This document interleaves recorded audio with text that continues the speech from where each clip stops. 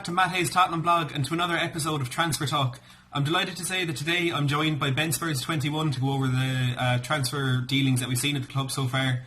We're also going to talk about the situations with Giovani Lo Celso, Ryan Sessegnon, Toby Alderweireld and Christian Eriksen and what we're hoping to see from the season ahead.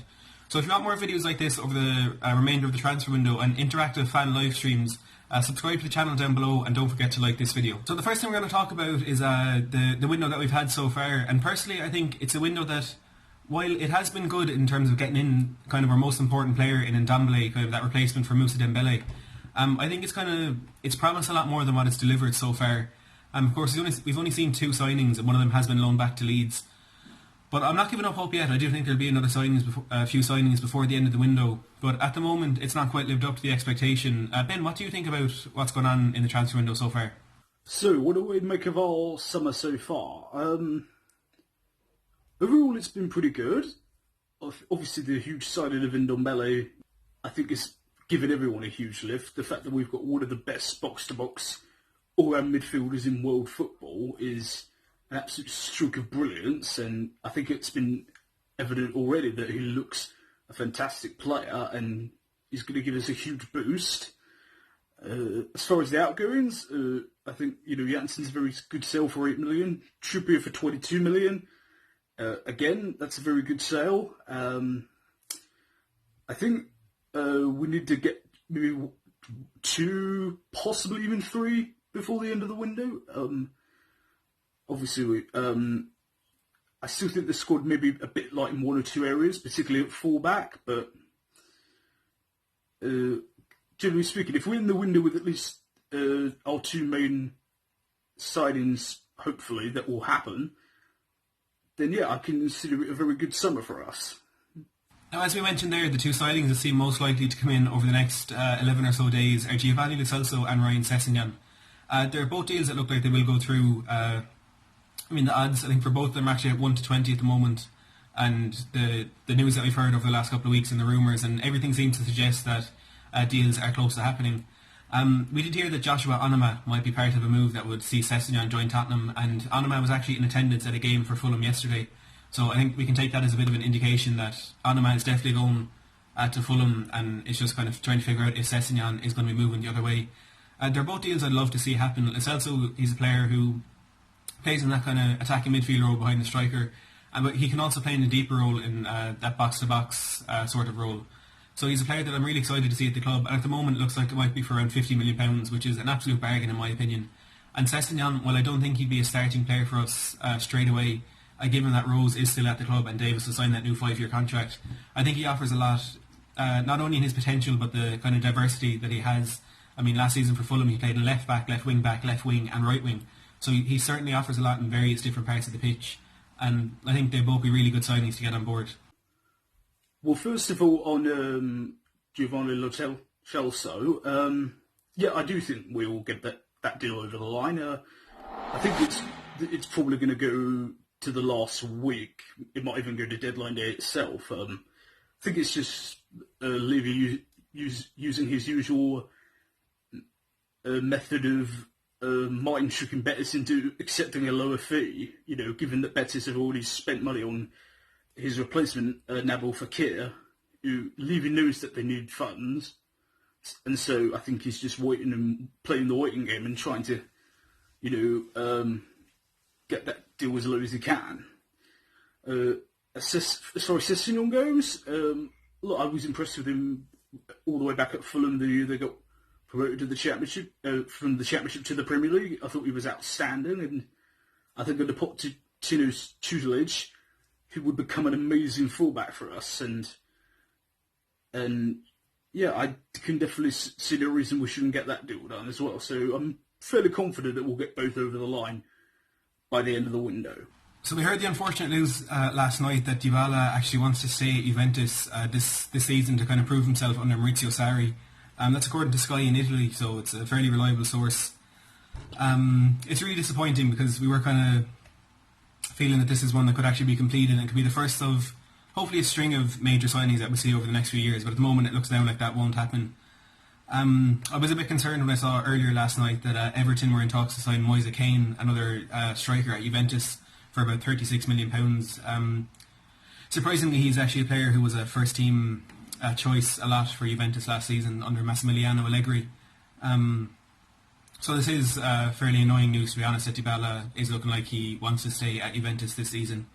Now that's not to say this move is completely out of the question, but it's been it's been a bit of a roller coaster in the last few days with the news broke that he wanted to join, that we were in talks, then he wanted to join, then United came into the question, then he snubbed United, and it's just gone all over the place. But it does now look like he'll be staying at Juventus this season. So it's quite annoying in my opinion. But Ben, what do you think about this news that we heard last night? On the Dybala rumours, personally, I don't put as much faith into them as some other people have. I personally don't think it's very likely. I would see it more as maybe Levy using Dybala almost as a sort of way to sort of communicate to bettors to almost frighten them into letting us have Lo Celso for a better deal.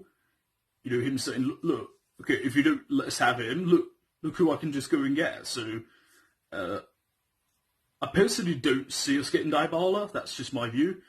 But I will say, if we did somehow pull that off, I know he has the tendency to be very inconsistent, and there are certain games where he can be non-existent, but he's got phenomenal talent in him, and he would be some signing. Now, two of the players that we were hoping to see stay at the club this summer, but we weren't sure that they would, are Toby Alderweireld and Christian Eriksen. Of course, Toby Alderweireld had that £25 million release clause in his contract that expired last Thursday, and Eriksen had made that interview where he said he's looking to leave the club, and now it looks like he'll be signing a new contract. There was massive U-turns in both of their situations. Ben, are you surprised to see them, both of them, still at the club, coming so close to the end of the deadline? I'm not too surprised that Christian Eriksen's still here at Spurs at all. I personally never believed any of those rumours about Real Madrid personally. I was always very, very confident he was going to stay with us, and I'm very glad he is doing so. On Toby's situation, I'm not surprised, that he's staying because he loves Spurs. I'm more surprised that given that no club is, for a centre-back of his quality, for 25 million is bargain deal, and I'm amazed no club has tried to come in for a deal. Of course, there's a lot of rumours about new contracts for both. In Eriksen's case, I do hope we get that tied down and get him staying at the club long term. As far as Toby goes, I've heard rumours that maybe he might, see out the last year at Spurs and then maybe go back to Holland to finish his career with Ajax, which, if that's what he decides to do, I wouldn't begrudge him at all for doing that. That's all. Ideally, from the rest of the transfer window that's left, I'd like us to get Lo Celso and Sessegnon done over the line. And I personally do think we need at least one more full-back, because let's just say that we do get Sessegnon. You've got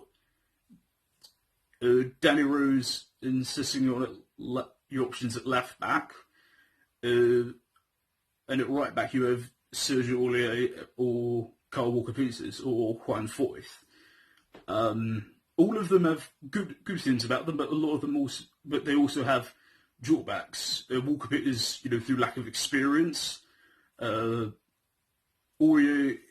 is very injury prone, although when he does play, he, generally speaking, always performs pretty damn well. If you look at the Champions League last season, every time he started for us, he always was very good to excellent. And Foyth has proven the couple of times he's played there, particularly away at Man City last season, he can fit into that role as well. So, if Pochettino feels confident enough that those should be his fullbacks, then yeah. But from my personal view, I would like us to get one more addition in, provided we also get Lo Celso and Sessegnon. And finally, the expectations for the season ahead. So personally, given the squad that we have at the moment, and I'm just going to talk about like the likely transfers, so Lo Celso and Sessegnon, from the season ahead, I'm both hoping for and expecting top 4 and a domestic cup. It's not ideal because we don't like to be a team that's settled for 4th place and Champions League football. We want to push on more, but I think with the strength of City and Liverpool at the moment, that is both realistic and a good situation for us in the season ahead. What are you expecting to see in the season coming up, Ben? I'm really not sure what to expect from the season. It's been a bit of a strange summer, really. You've got us signing maybe 1, 2 or 2 really top players. City have only really signed Rodri from Atletico. Liverpool haven't made a big signing. And neither have Chelsea. I mean, obviously Pulisic is coming in. Man United have really got Wan-Bissaka, and Arsenal as well haven't brought anybody in yet. So I don't know. It all seems very stagnant at the moment. So if we can get those couple of deals over the line, I can really see us getting closer to City and Liverpool this season.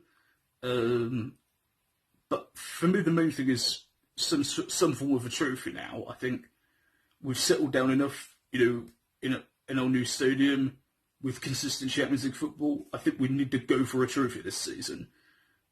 Whether it be a cup, I'm sure a lot of fans would love that. I mean, obviously the big dreams are the Premier League and the Champions League, but yeah, I think that's what we want. We want to see more progression, getting closer to the top, to City and Liverpool, keeping that great form in Europe, and hopefully a domestic trophy to go along with it. Anyway, thank you for listening to my views, guys, and I hope you've enjoyed the video. Please be sure to subscribe to Matt. Matt is doing absolutely amazing work, Matt. Keep the channel growing, buddy. You're doing amazing, and all the best, bro. So that is all we have time for today.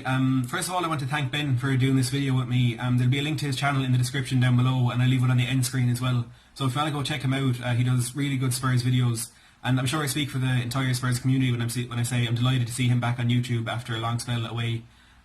So make sure to go out and check out his videos and stuff like that. If you want more transfer content from me and interactive live streams throughout the rest of the window, and I'll be doing a lot more about match previews and reviews when the season starts, subscribe down below for free, and don't forget to like this video. Thanks for watching.